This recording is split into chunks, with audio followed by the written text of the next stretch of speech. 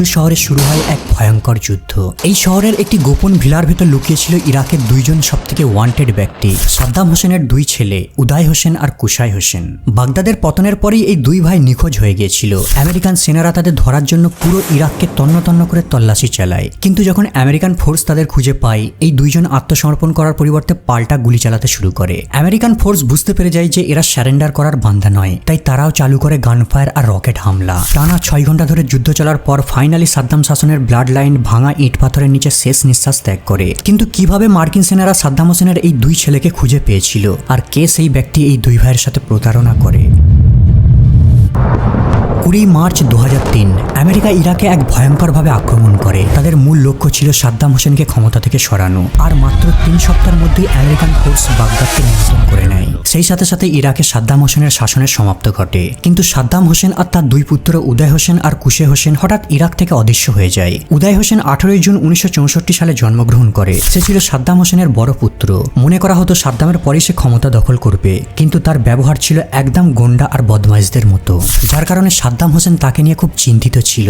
তার পাগলাটে আচরণের কারণে গোটা ইরাকে তাকে নিয়ে সমালোচনা হতো। 1988 সালে একটি পার্টিতে সে একজন ব্যক্তিকে পিটিয়ে হত্যা করে দেয়, আর এই ব্যক্তিটা ছিল সাদ্দাম হোসেনের পার্সোনাল সার্ভেন্ট। আর এই ঘটনার পর থেকেই সাদ্দাম উদয়ের থেকে নিজেকে দূরে সরিয়ে নেয়। কিন্তু তারপরেও উদয়ের হাতে ছিল অনেক পাওয়ার। সে ইরাকের অলিম্পিক কমিটি আর মিডিয়াকে নিয়ন্ত্রণ করত।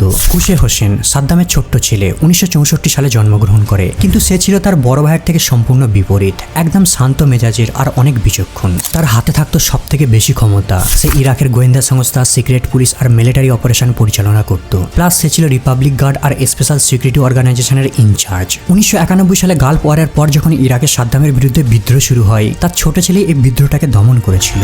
এপ্রিল 2003-এর মধ্যে বাগদাদ পুরোপুরিভাবে মার্কিনদের নিয়ন্ত্রণে চলে আসে, আর আমেরিকান সৈন্যদল সাদ্দাম হোসেনের টপ র্যাঙ্কিং অফিসারদের একটা একটা করে ক্যাপচার করার মিশন শুরু করে দেয়। এই অফিসারদের মধ্যে 52 জন এমন ব্যক্তি ছিল যারা সাদ্দামের সবথেকে ঘনিষ্ঠ, কিন্তু এরা সবাই ছিল গায়েব। আমেরিকান সেনারা এদের ধরার জন্য একটা দারুণ আইডিয়া বের করে, যাতে তারা সাদ্দামের এই অফিসারদের ফেসকে সহজে মনে রাখতে পারে। এর জন্য তারা তাস খেলার একটা কার্ড তৈরি করে, আর এই কার্ডে সাদ্দামের সকল ঘনিষ্ঠদের মুখকে প্রিন্ট করে দেওয়া হয়। যার যত বেশি র্যাঙ্ক থাকবে, এর অর্থ এই কার্ডের গুরুত্ব তত বেশি।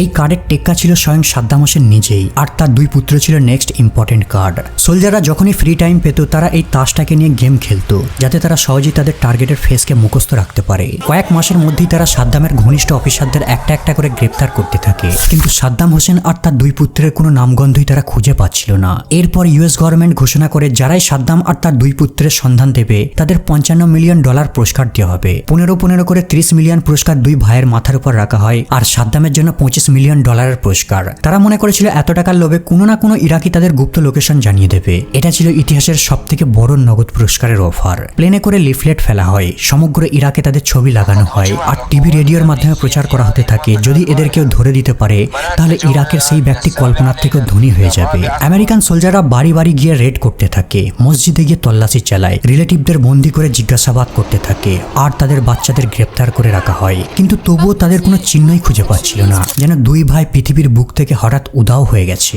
এরপর আমেরিকান সেনারা মসুলের দিকে যাওয়া শুরু করে। এটা ছিল ইরাকের দ্বিতীয় বৃহত্তম শহর। মসুল ছিল বহু বছর ধরে সাদ্দামের বার্ড পার্টির স্ট্রং ঘাঁটি। এখানের একটি বড় অংশ সাদ্দামের সাপোর্টার ছিল, আর এরা আমেরিকানদের চরম বিরোধিতা করত। তাই আমেরিকানরা মনে করে এই জায়গাটাই তাদের লুকিয়ে থাকার জন্য পারফেক্ট প্লেস হবে। শুরুর দিকে উদয় আর কুশে একদিন দুদিন ছাড়া ছাড়াই এক বাড়ি থেকে অন্য বাড়ি লুকিয়ে থাকতো, যাতে তাদের ট্র্যাক না করতে পারে। আর এরা যাদের বাড়ি আশ্রয় নিত, এরা সবাই ছিল সাদ্দামের লয়ালিস্ট। বিপদ আছে জানা সত্ত্বেও এদের সাহায্য করত। এভাবে কয়েক সপ্তাহ আশ্রয়স্থল চেঞ্জ করতে করতে ফাইনালি দুই ভাই নওয়াফ আল জাইদান নামের এক ব্যক্তির বাড়িতে সেটেল হয়। নওয়াফ আল জাইদান ছিল একজন বিজনেসম্যান, সাদ্দাম হোসেনের খুব কাছের মানুষ, সম্পর্কে সাদ্দাম হোসেনের দূর সম্পর্কের কাজিন। এর পূর্বেও সে সাদ্দাম হোসেনের ফ্যামিলির সাথে বিজনেস ডিল করেছিল, তাই তাদের মধ্যে একটা বিশ্বাসের সম্পর্ক রয়েছে। নওয়াফের বাড়িটা ছিল মাসুলের একটি এলাকা আল ফালাতে। তার ভিলাটা ছিল খুবই বড়, 3 ফ্লোর, মোটা দেওয়াল আর স্ট্রং মেটালের দরজা। বাইরে থেকে দেখলে কোনো সন্দেহজনক বলে মনে হবে না, বাকি বাড়ির সাথে এই বাড়িটাও মিশে গেছে, একেবারে সাধারণ বলে মনে হবে। কিন্তু এর ভিতরেই লুকিয়ে রয়েছে ইরাকের মোস্ট ওয়ান্টেড পলাতক উদয় আর কুশে হোসেন। কুশে সঙ্গে করে তার 14 বছরের সন্তান মুস্তাফাকেও নিয়ে আসে। সে যেখানেই যেত তার পুত্রকে সঙ্গে করে নিয়ে আসতো। সে আরো ভয় পাচ্ছিল, হয়তো ইনফরমেশন বের করার জন্য আমেরিকানরা তার সন্তানের উপর টর্চার করতে পারে। এদিকে আমেরিকান সোলজাররা হতাশ হতে থাকে। দুই ভাইয়ের উপর এত টাকা পুরস্কার রাখার পরেও তাদের কোনো কুলি খুঁজে পাচ্ছিল না। পুরস্কারের অর্থটাও এতটাই লোভনীয় যে যে কোনো ব্যক্তির কাছে ইগনোর করা অনেক কষ্টের। ধীরে ধীরে নওয়াফ আল জাইদানের মধ্যে লোভ বাড়তে থাকে, আবার সে ধরা পড়ে যাওয়ারও ভয় পেত।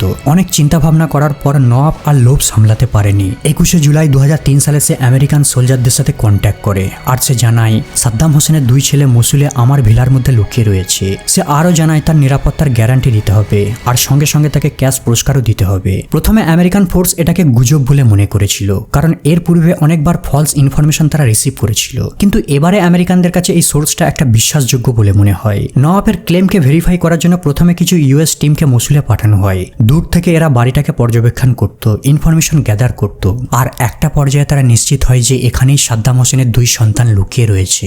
যখন আমেরিকান কমান্ড নিশ্চিত হয়, তারা আর কোনো রকম সময় ব্যয় না করে ফুল মিলিটারি অপারেশনের জন্য প্রিপারেশন চালু করে দেয়। তাদের প্ল্যান ছিল চতুর্দিক থেকে বাড়িটাকে ঘিরে ফেলবে আর 2 ভাইয়ের সারেন্ডারের জন্য ডিমান্ড করবে। সকাল 10টার সময় আমেরিকান ফোর্স বাড়িটার চতুর্দিকে পজিশন নেওয়া শুরু করে। তাদের সঙ্গে রয়েছে tank, machine gun, fighting vehicle আর ব্যাকআপ দেওয়ার জন্য উপরে হেলিকপ্টার ঘুরে বেড়াচ্ছে। পাশের ছাদগুলো থেকে স্নাইপাররা পজিশন নেয়। ওই এরিয়ার সব রাস্তাকে ব্লক করে দেওয়া হয়। এরপর সৈন্যরা অ্যারাবিক ভাষায় লাউড স্পিকারে তাদের সারেন্ডার করতে বলে। প্রতিশ্রুতি দেয় যদি তারা স্বেচ্ছায় সারেন্ডার করে তাহলে তাদেরকে নিরাপদে রাখা হবে, কিন্তু ভিতর থেকে কোনো শব্দ পাওয়া যায়নি। এরপর তারা ঠিক করে ভিতরে সেনা পাঠাবে, কিন্তু ঠিক তখনই ভিতর থেকে গানফায়ার শুরু হয়। জানালা আর দরজা দিয়ে বুলেটের ঝড় আসতে থাকে। আমেরিকান সোলজারদের কাছে স্পষ্ট হয়ে যায় উদয় আর কুসাইয়ের সারেন্ডারের কোনো ইচ্ছা নেই। তাদের কাছে রয়েছে রাইফেল, গ্রেনেড আর প্রচুর গোলা বারুদ। কুসাইয়ের পুত্র মুস্তফাও তাদের সাথে ফাইট করছিল।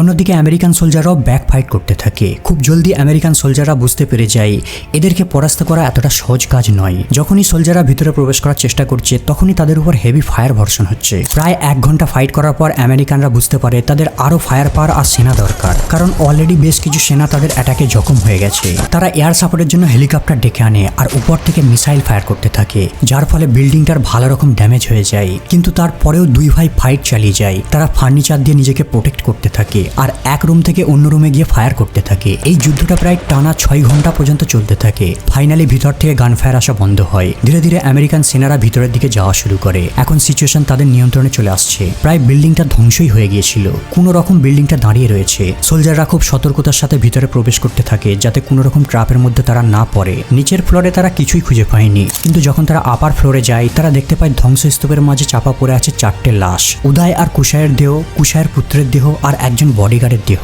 উদয়ের মাথায় গানশটের চিহ্ন রয়েছে আর কুশায়ের ছেলের বডিতে অসংখ্য গুলির আঘাতের চিহ্ন রয়েছে। এরপর সেনারা তাদের ফটোগ্রাফ নেয় আর ইন্টেলিজেন্স অফিসারদের কাছে পাঠিয়ে দেয়। 24শে জুলাই ফাইটের 2 দিন পর আমেরিকান মিলিটারি স্পোক পারসন একটি প্রেস কনফারেন্স করে গোটা বিশ্বকে তাদের মৃত্যুর খবরটাকে শেয়ার করে। এমনকি ডাউট দূর করার জন্য তাদের সেই বিভৎস মৃতদেহের ছবিগুলোকেও প্রকাশ করে দেয়। কিন্তু ইরাকে খবরটা পাবলিশ হওয়ার পর এক বিশাল প্রভাব পড়ে। দেশ জুড়ে তাদের মৃত্যুর প্রতিক্রিয়া ছিল বিভিন্ন জায়গায় বিভিন্ন রকম। কিছু কিছু এরিয়াগুলোতে পাবলিকরা সেলিব্রেশন করতে থাকে, কারণ সাদ্দামের বড় সন্তানকে অনেকে নিষ্ঠুর বলে মনে করত। আবার যেখানে সাদ্দামের সাপোর্টার স্ট্রং ছিল তারা দুঃখ প্রকাশ করে। 1 সপ্তাহ পর ইউএস ফোর্স লাশগুলোকে তাদের জন্মভূমির তিকরিতে পাঠিয়ে দেয় আর খুব গোপনে মাত্র কয়েকজন নিয়ে জানাজা পুড়িয়ে এই 2 ভাইকে পাশাপাশি দাফন করে দেওয়া হয়। এদিকে প্রতারক নওয়াফ আল জাইদানের ভাগ্য রাতারাতি বদলে যায়। ফাইটের 3 দিন পরই তার প্রাপ্য 30 মিলিয়ন ক্যাশ উপহার তাকে দিয়ে দেওয়া হয়। আর তার নিরাপত্তার জন্য মার্কিন গোয়েন্দা সংস্থা তাকে আর তার পরিবারকে পার্মানেন্ট ইরাক ছেড়ে অন্য জায়গায় শিফট হতে সাহায্য করে। তবে ইউএস মিলিটারিরা তার পরিচয়কে অফিসিয়ালি লিক করেনি। পরবর্তীতে একটি ইরাকি সোর্স নওয়াফের পরিচয় আর তার প্রতারণার ঘটনাকে লিক করে দেয়।